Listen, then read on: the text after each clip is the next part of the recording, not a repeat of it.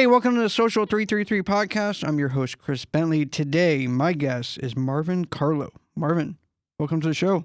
Thank you, Chris. Awesome. Honored to be here and talk to your audience. Awesome. Tell the audience a little bit about yourself and what you got going on.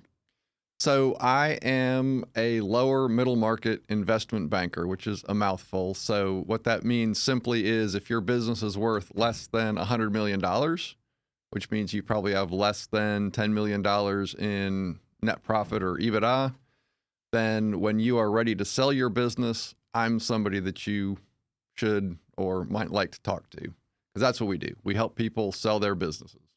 So I've had a lot of people contact me through the years that want to sell my business or wants to buy the business and me sell it to them, right? Sure. So I've come across that. I've come across like shell companies of stocks that, you know, it's just a shell and you go buy the shell. And I've been thinking about, you know, how to do that. I'm thinking about how somebody would, you know, obviously get listed on the stock market so that they would get, you know, investors lined up and they can grow their business, that kind of stuff. Yep. So with that, I've always experienced people that want to buy my business is always at like a downtime. It's never like at an uptime. Whenever somebody like reaches out to me, it's usually like in a quiet market, kind of like how we are right now in Dallas, where a lot of people aren't really buying yet. It's picked up, but not really what it was. Sure. And then people hit me up and they're like, "Hey, are you interested in selling your business?" And I mean, I'm always like, "No, anyway," because I don't want to sell my business, but I would be like, no, anyway, because business is down. And Sure. if I could show the numbers, they're going to be like, well, you know, we're going to buy this like pennies on the dollar. Right. Where does like an investor banker like yourself come in? So, I mean, those are great questions. So an M&A advisor, a sell-side investment banker, kind of does three things. So the first thing that we do is we help understand your business. We help understand what it might be worth in the market based on the dynamics that are going on in the market. And we help you understand that valuation, right? And then some people look at that and go, wow, if my business is worth that, I'm ready to go right now. Other people look at it and go, that's not what I need or want or whatever. Got some work to do. But regardless, the first thing we do is help a business owner figure out what their business is worth. Because almost any business can be sold. To your point, can it be sold for what I think it's worth or what I need to get out of it or whatever it is? That's always the question, which kind of leads to the second part of what we do, which is we market your business. So it's a poor analogy, but it's not dissimilar from what a realtor does with a house, right?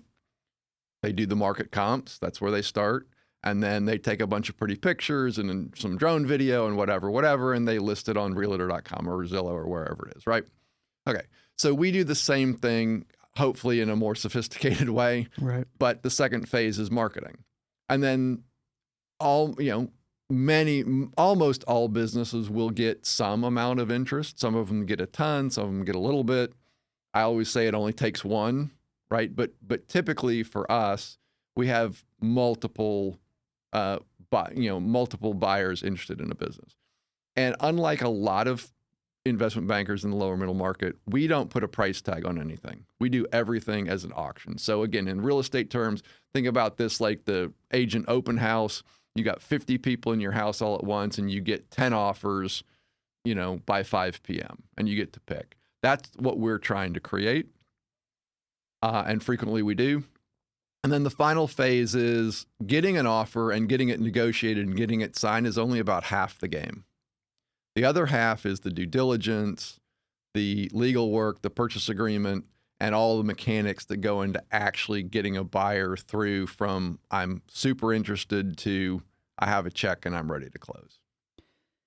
I know for myself and a lot of people that I've interviewed and a lot of business owners I just have in my network, it's a lot of people that, put their heart into their business. Mm-hmm. A lot of people that have been doing it, like I've been doing it for 22 some years now. Sure.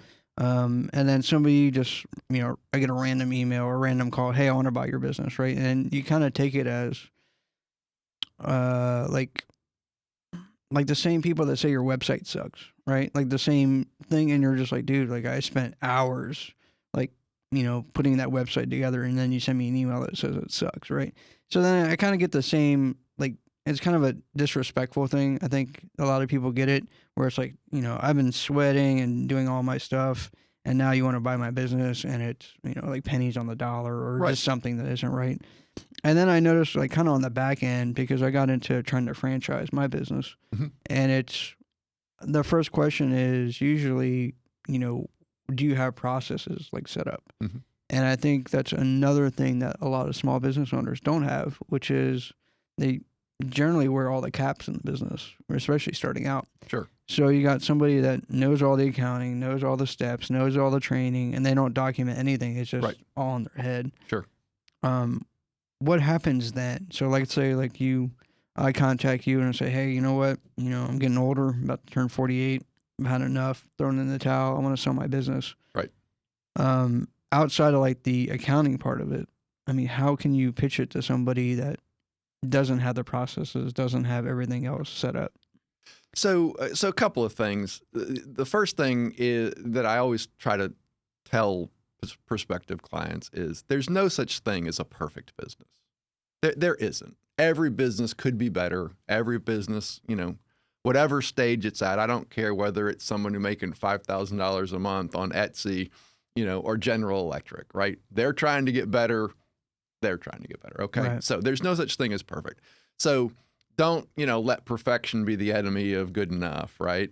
And for sure, I talk to lots of business owners and like, well, we're not ready to sell right now. We're going to do this, this, and this, and then we'll be ready to sell. Well, no, when you get those three things done, you'll have three more things that you think you got to get done. So in terms of timing, yeah, I think people, bottom feeders or, reaching out, trying to steal your business, basically, trying to catch you at a weak moment and get a deal done. Yeah, you need to ignore all those people. And that's why we run a process. That's why we don't put a price tag on anything, because, we can estimate what a business is worth, but no place is this, the old saying, something's worth what someone will pay for it, right, more true than in M&A. You just don't know until you go to the market and you ask the market as broadly as possible, what is this asset worth today? You just don't know. Okay. So, but that's not frequently how it gets done. Frequently, someone just puts a price on it and they take the first offer that they get. And that's not really any different than just finally saying yes to one of these people who's reaching out to you. You still really don't know. You're asking another question, though, which is kind of how does the market break down? So, if you've got more than $1 million worth of net profit, you probably do have some processes in place. You probably do have some employees that know what they're doing. And whether it's all written down in a 3-ring binder and, been updated in the last 30 days or whatever, that's not so important, right? But you have a business, right? At the sort of 5 million or $500,000 to $1 million, those businesses transact. The reality, Chris, is that if you're below $500,000 of EBITDA or net profit, you're basically just selling a job. And it's not that those don't sell, but truthfully, I mean, people in my industry will hate for me to say this, but the reality for those businesses are list it yourself on BizBuySell, right? And that's no disrespect. Like building a $400,000 a year business, that's no joke. Like not many people can do that, but you don't need an investment banker to sell that. You want to sell that to another person like you who wants to be you, who wants to have a business that's mostly a lifestyle business. You don't need to pay an investment banker to get that done. $500,000 and above, I think we actually really start to add some value to the process.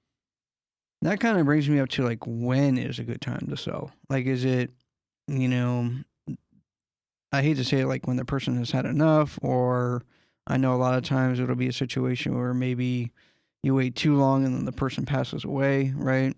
And then like, how would you do it? Because I've seen some people like in my industry, they'll sell their brokerage, they'll get a fat check, and then the reality is they're an entrepreneur, they got nothing to do. Now they can't go start another brokerage because they have their own like got an NDA or a non-compete and all that. Non-compete, right? So they have to wait.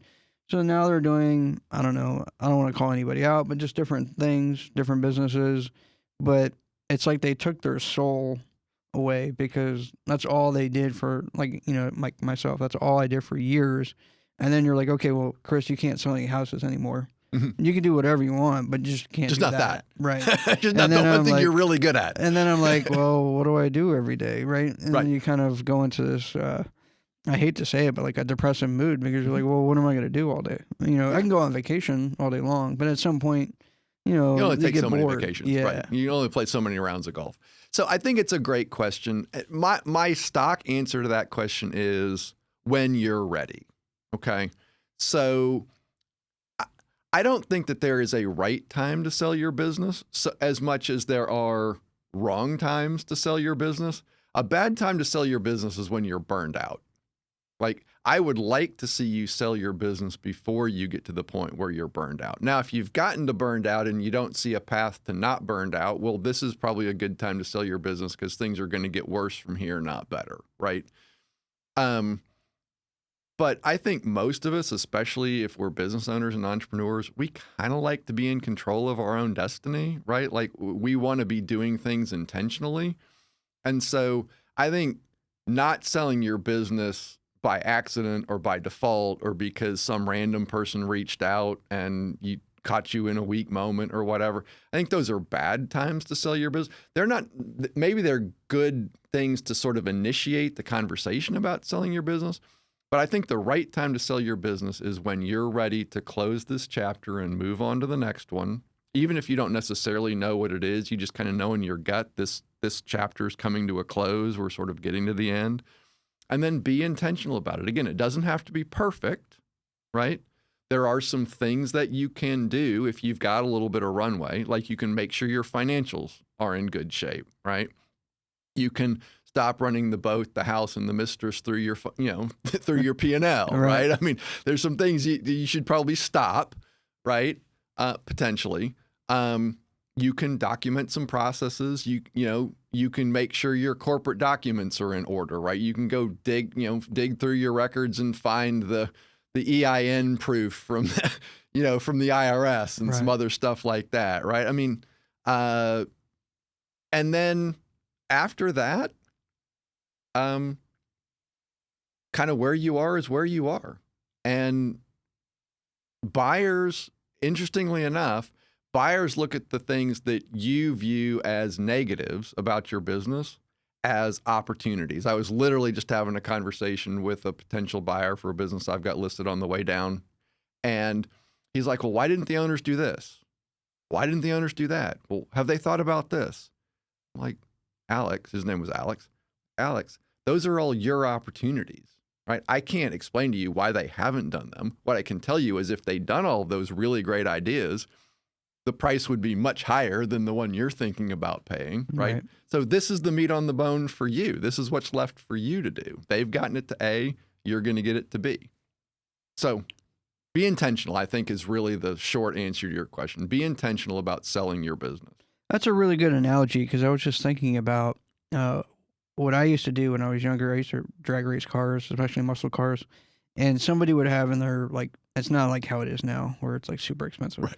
But somebody would have like I don't know, an old Nova sitting in their front yard. And I just go knock on their door and be like, hey, like, how much do you want for this Nova?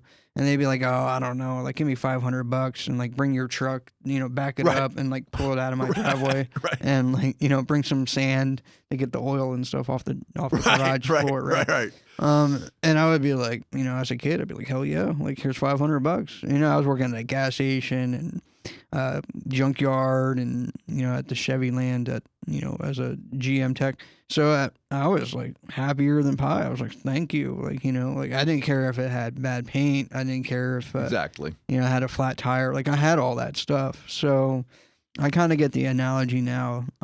We had a gentleman on the show that was really good and wrote a book about just escaping your business. And I think a lot of times what happens with business owners, I've been in the same like mentality, is that you build something, you spend a lot of time doing it, and then what happens is you start hiring, and then HR kind of comes in and you're being frugal because the company's not making enough money for you to take home, so you can't hire enough people, and then you're dealing with HR, and it takes you away, or accounting, or whatever it is, whatever sore spot you got, and it takes you away from really your specialty, which is, for me, is like selling, right? So like I can go out and sell, walk properties, like that's what I really enjoy doing, not sitting there and worrying about if my employee, is upset with somebody else or didn't get the sale and I have to like coddle them and stuff. Like it just takes away from me, or, accounting, and I have to sit there and try to figure out and zero out stuff and all that stuff, Right. which my sister does.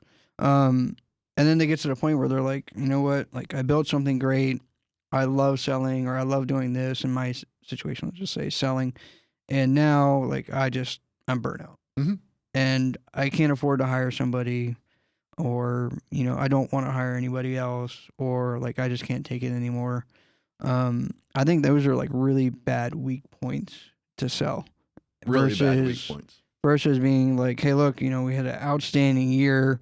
We've hired, like, let's say real estate, like I've hired an extra 40 agents or 100 agents, whatever it is. Right. Like we're going to the moon, and a lot of people just like won't use that time to exit. They'll just ride the train. Well, you see it all the time. I mean, you see it in sports, you see it. And one of the things I really kind of respect about Tom Brady is whether you like him or not, he kind of went out on top. Like he didn't do this slow decline, and I think it's kind of the same with business. Like look down the road, do you have 2 more years in you? Do you have 5 more years in you? Or is it, and keep in mind, like selling a business is not an overnight thing. I mean, you need to plan for a year. So if you think 12 months from now you're not going to be able to take this anymore, then you probably better talk to somebody like me now, because it doesn't happen quick. Like 6 months is the absolute shortest that this stuff happens. So, you need to give yourself a little bit of runway. If you've got 2 years, it'd be good to start sort of chatting with people now, sort of getting some sense of the things that you might shore up over the next 12 months so that, next January, January 27, you're going to market.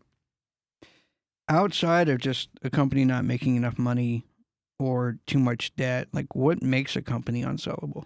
Oh, let me jump on the debt thing. So debt does not matter to the sale process. Okay. Nobody cares how much you owe to who. Now, if you owe more than the business is worth, that's going to be a problem, but that actually means you're bankrupt. It doesn't mean right. That's a different issue, right? Okay. But nobody cares what size your credit card bill is, whether you've got a SBA loan, blah, blah, blah, blah. So debt does not matter. I get that all the time, so I really like to jump on that. Your debt level doesn't matter. Debt-free, sky-high debt doesn't matter. Okay. The number one thing that drives what your business is worth is how much cash your business generates, right? We can talk about all sorts of other things, but the driver is how much cash does your business make? And so I'll sort of help people a little bit. I mean, these are broad ranges, okay? So I said, less than $500,000, your business is worth 2 to 4 times that, okay? In the $500,000 to $1 million range, it's sort of 3 to 5, right? In the $1 million to $3 million range, 4 to 6, 3 to $6 million, kind of 5 to 8, 6 to 10 million, 6 to 9, 6 to 10 maybe, and then you get over 10 million and you start, seeing 8x plus multiples. Now, people will say, well, what if it's a technology company? What if it's I can run it from anywhere company? Well, what if it's a plumbing company? What if it's that's part of why the ranges are big. I mean, they tighten up a bit depending on the industry and all those things, but that gets you in the ballpark, okay? And there's 2 things that are in, I think there's 2 takeaways from that, right? One is, okay, if I've got $1 million in EBITDA, my company's going to be worth $3.5 to $7 million. Just kind of depending. And I know you can drive a truck through that range, but somewhere in that range, right? If you need $10 million, well, you're not there yet, okay? And then the second thing is, I don't know if people caught it, right? But the multiples moved up as the cash flow moved up. So you kind of get this double positive for growing your business. Not only is the number you're multiplying increasing. So if I go from 1 million to 3 million, or, call it 2 million to 4 million, right? Yes, I've doubled my business, but I've also taken the multiple from, call it 4 times to, call it 5 times. Well, I just got a free $2 million because larger businesses are worth more, right? And that's why price to earnings multiples for publicly traded companies are, 15. I don't know what the S&P 500 average is right now, but, 15, 17. Okay. So it kind of works down from that all the way to, kind of 2 to 4. So that's roughly, in round figures, that's kind of how you value your business. And it's also why growth is so super helpful. So one of the things that makes a business, I haven't really answered, one of the things that makes a business really, really hard to sell is declining financials. Like if you made more money last year than this year, that's going to make it tough, right? Which is why you want to be intentional about selling your business, sell on the upswing, right? Don't get to the point where you're burned out, where your eyes off the ball, where you're, drinking 4 nights a week, whatever it is, and your business is in decline. Makes it really, really tough to sell. Another thing that makes a business tough to sell is if you're working 60 hours a week. Nobody really, as a buyer, nobody really wants to step into that, right? So owner dependency is a big thing. And then the other thing that makes a business really, really hard to sell is, financials that you can't square with tax returns, or, the sort of clearly not okay stuff going on in your financials. Look, everybody, runs maybe their Lexus payment through, their Lexus lease through the business, and their cell phone, and, they bought the kids, laptop computers for school through the, that kind of stuff. But one of the things that we just absolutely won't touch is, hey, the taxes show that we made $1 million last year, but there was another $250,000 in cash that ran through the business. Well, we're not going to be able to count the cash, right? You're not going to get credit for that. Right. Okay. So clean financials are super helpful. 2 things I wanted to ask you before we leave, or we get off the show, with debt, right? So somebody, let's say that they've been running their business for a long time. I don't know. I'll give you just a scenario. Let's say that they make $1 million, but they got, loans, credit card bills, whatever, of $250,000, $300,000, something like that. And then you come in, you find a buyer for my business, and they come in. Do they pay off that debt, or is that something that I would do? Oh, yeah. So it's going to get paid off at closing, but it's going to get paid off out of your proceeds usually. Right. So it's like a seller payoff for like a mortgage, essentially, if you're doing it's exactly like a mortgage, right? Yeah. So you've got a house, it's worth $1 million, you owe $300,000 on the mortgage. That's going to get paid at closing by the title company, and then they're going to wire you the balance, the $700,000. Yeah. And then this is my last question, but I know some people that, I don't really know Elon Musk, but let's just take him, for example, Sure. right? So he's built multiple companies, still going to have like a whole line more of multiple companies. And then he ends up selling them, right? So he's got a lot of multiple companies that he sold. I know some people that just look for an exit, right? Like they build a company, they've sold one before, they know the process, and they're like, aha, I got it. What I'll do is I'll create a company, I'll run it for a couple of years, I'll get a cash going, and then what I'll do is I'll start the process of selling it, and then at some point somebody will buy it for me. As it's going up, I'll take my money and then I'll go do the something next else. one. Right. Is that like an actual like business, basically? Yeah, that's called private equity. Okay.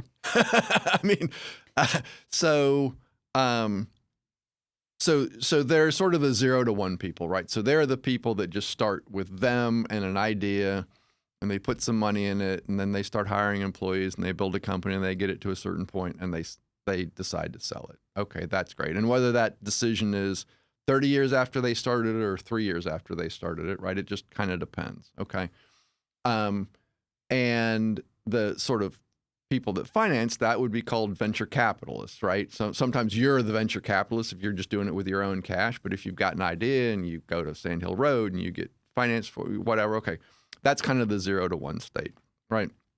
Then there are people like we did where we buy an existing company, we run it for some period of time, we grow it through organic means, we grow it by buying other things and, integrating them in, whatever it is. And then you sell that. So that's kind of the buy, build, sell model. The advantage to that is you're buying something that's already working. Like someone's already done the 0 to 1, and now you're going to go from 1 to 5. Okay, that's great. And that's what the private equity model is. And by the way, the game, I guess, if you want to call it that, that's being played in that is they are taking smaller things, putting them together so that they have a bigger thing, so that they get that multiple expansion that we talked about, right? So if you've got two $2 million EBITDA companies, you buy both of them and you put them together, well, now you've got a $4 million EBITDA company. And we said, oh, you get an extra multiple, right? Well, I just created $4 million in this example out of thin air. Right. Right? Well, that's pretty cool. Like I can pay off all my investors for their money, right?